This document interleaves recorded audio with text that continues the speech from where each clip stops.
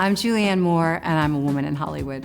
So the Hollywood moment that still amazes me is the first time that I was nominated for an Oscar. It was an interesting time in my life because I was so busy, with the baby in my life, and I had a treadmill in my garage. And then I went into my garage and I ran on the treadmill, and then boom, the nomination came in, and I was like, I just got nominated for an Oscar. Like, I can't believe it. It was just really, really shocking. To make it in Hollywood, that's a tough one. What's the definition of making it?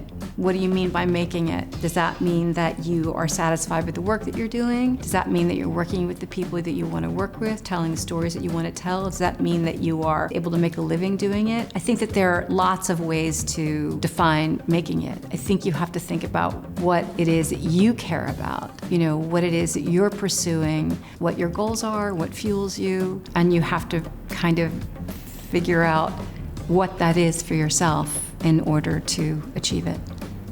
The project that changed the trajectory of my career was Safe, Todd Haynes' film that I was so lucky to get. I really spent the first decade of my career working primarily in television and doing some off-Broadway and fringy things, and wasn't able to book a feature. And then suddenly, along came independent film, and there was this movie that I desperately wanted an audition for, and I got. And it really changed everything for me. It changed the way that I wanted to work.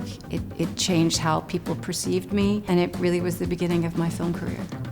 When other women see me on screen, I hope they see themselves, because I think that that's what film is. I think that we go to the movies to see ourselves reflected, to see our own stories, to kind of receive validation for our own human frailties. And when we see that, when we recognize ourselves in a character, we feel known, we feel less alone.